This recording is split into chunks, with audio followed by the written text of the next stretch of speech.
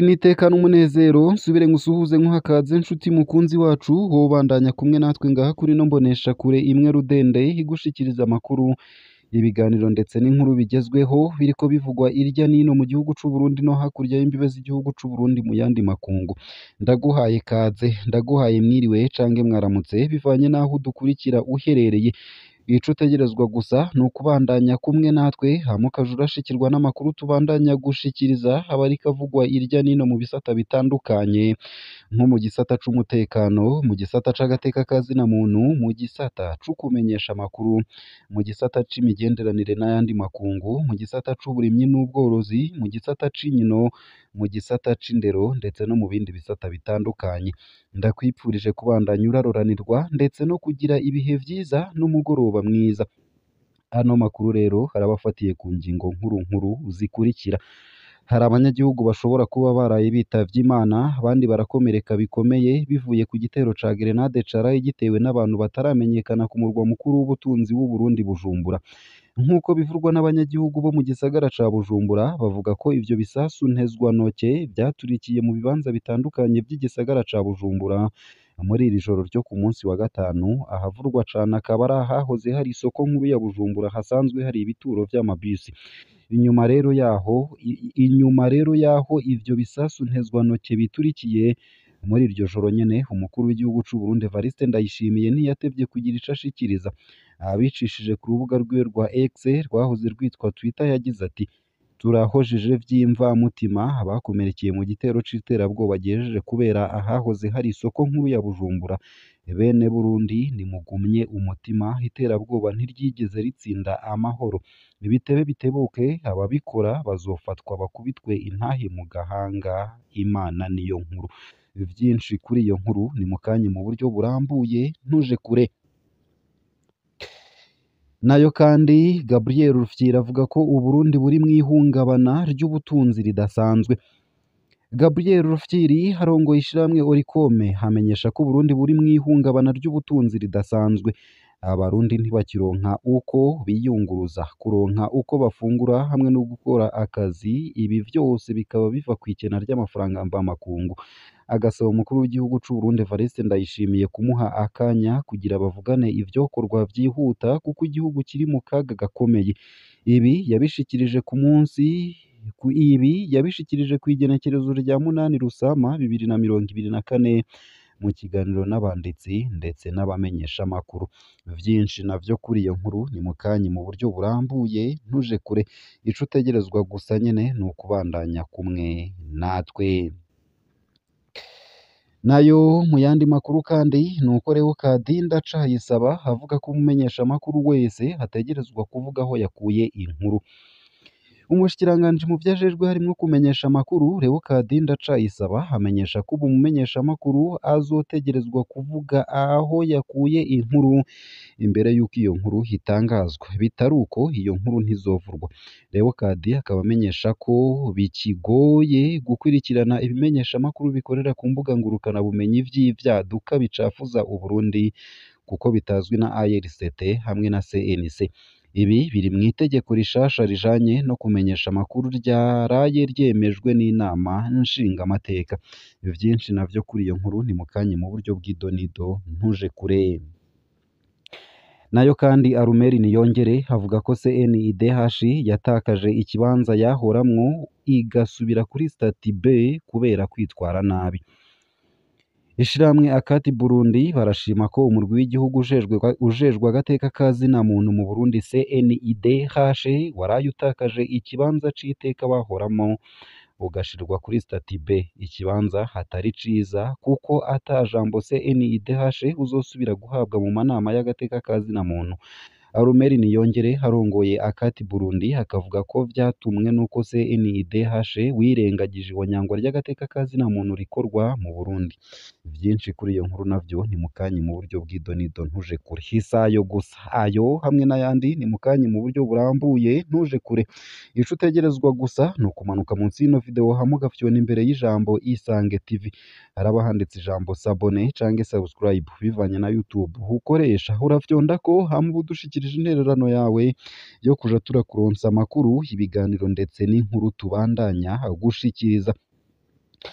Ano makuru ku buryo burambuye ntunyemerere nyatangurire kuri ino nkuru ivuga ko hari abanyagihugu bashobora kuba baraye bitavye Imana, abandi barakomereka bikomeye bivuye ku gitero ca grenade caraye gitewe n'abantu bataramenyekana ku murwa mukuru w'ubutunzi w'u Burundi Bujumbura.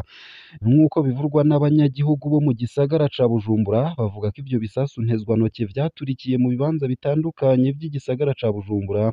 muri iri joro ryo ku munsi wa gatanu. Ahavurwa cane akaba ari ahahoze hari isoko nkuru ya Bujumbura, hasanzwe hari ibituro vy'amabisi. Inyuma rero yaho ivyo bisasu ntezwantoke biturikiye muri iryo joro nyene, umukuru w'igihugu c'u Burundi Evariste Ndayishimiye ntiyatevye kugira ico ashikiriza. Abicishije ku rubuga rwiwe rwa X rwahoze rwitwa Twitter, yagize ati: turahojeje vy'imvamutima bakomerekeye mu gitero c'iterabwoba gihejeje kubera hahoze hari isoko nkuru ya Bujumbura. Bene Burundi nimugumye umutima, iterabwoba ntiryigeze ritsinda amahoro. Bitebe bitebuke, ababikora bazofatwa bakubitwa intahe mu gahanga. Imana niyo nkuru. Bamwe n'abandi bati nta muntu n'umwe hatobabazwa canke ngo yipfuze guhoza abahuye n'ivyago nk'ivyo. Batariko biranababaje kubona umukuru w'igihugu ahoza umurwi w'abarundi, ariko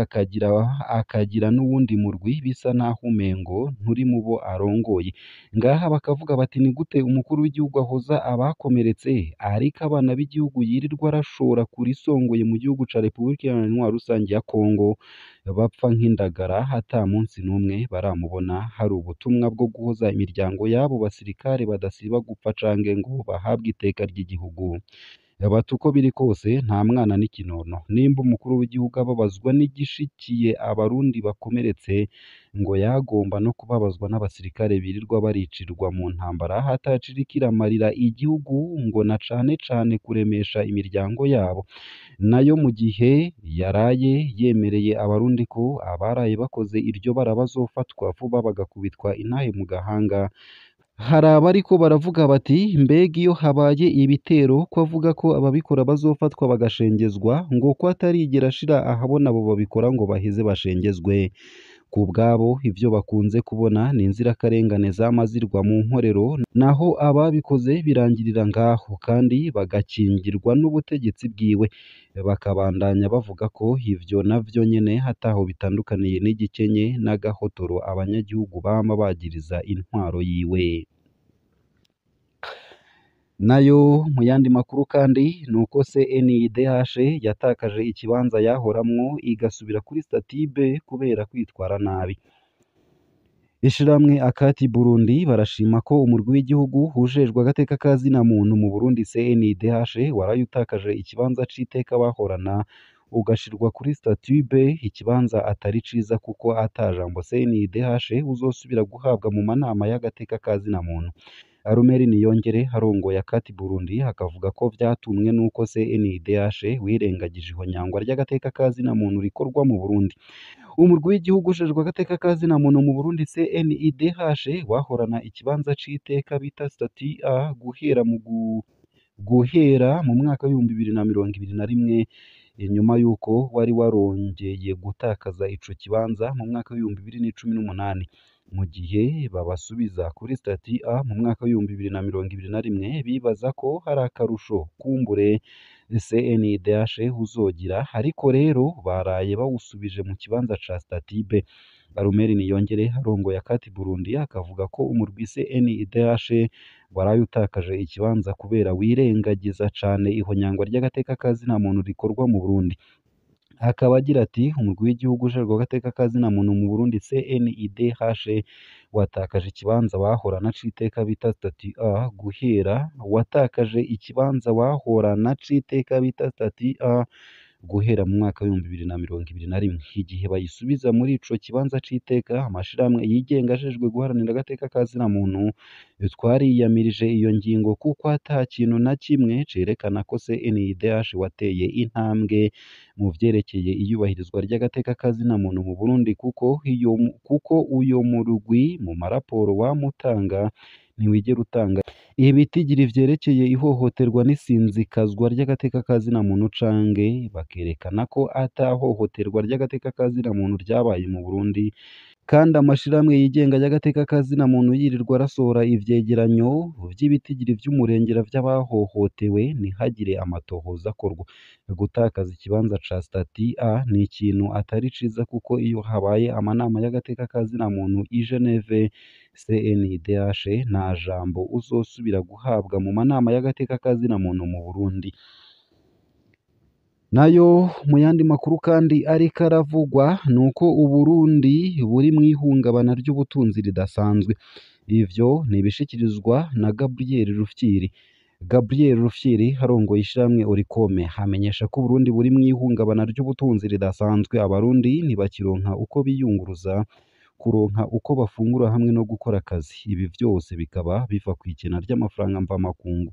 Agasaba umukuru w'igihugu c'u Burundi Evariste Ndayishimiye kumuha akanya kugira bavugane ivyokorwa vyihuta kuko igihugu kiri mu kaga gakomeye. Ibi yabishikirije ku wa munani Rusama 2024 mu kiganiro n'abanditsi n'abamenyeshamakuru. Ishirahamwe Oricome ryishinze kurwanya igiturire no gusesagura amatungo ya leta ryaratunganije ikiganiro ku banditsi n'abamenyeshamakuru ku munsi wo ku wa munani Rusama 2024 cerekeye ibihe Uburundi burimwo muri ino minsi. Muri ico kiganiro uwurongoye ishirahamwe Oricome yamenyesheje ko Uburundi buri mw'ihungabana ry'ubutunzi ridasanzwe,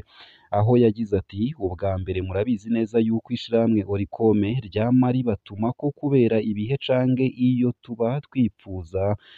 mu kugira ivyo dushikirije. Ubu twabatumyeko kugira tubabwire ibibazo tumaze iminsi turiko turakorerako.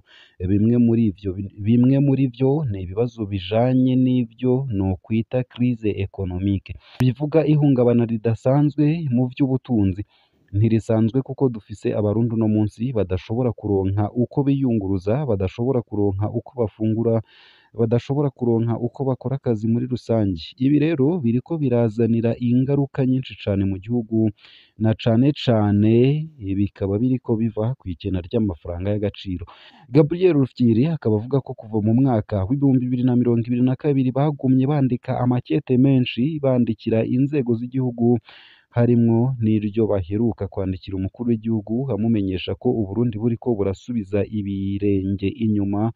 bivuye kw'ikena ry'amafaranga y'agaciro, kuko ata hantu na hamwe ushobora kuronka amahera y'agaciro. Uno munsi nta shirahamwe rya leta canke iryikorera utwabo ririko rirakora neza. Nta gitoro, nta modoka zo kwiyunguruza, nta binyobwa vya Braludi, isukare hamwe n'ibindi. Uwarongoye ishirahamwe Oricome agasaba umukuru w'igihugu kumuha umwanya kugira bavugane ivyokorwa mu maguru masha kugira haboneke umuti wihuta, bitaruko igihugu gishobora gutembagara. Ngaha akaba ariho nsoreje ano makuru nari naguteguriye, ariko avugwa irya nino mu gihugu c'u Burundi no hakurya y'imbibe z'igihugu c'u Burundi mu makungu ya kure. Ico utegerezwa gusa no kumanuka munsi y'ino video hama ugafyona imbere y'ijambo Isange TV, haraba handitse ijambo s'abonner canke subscribe, urafyondako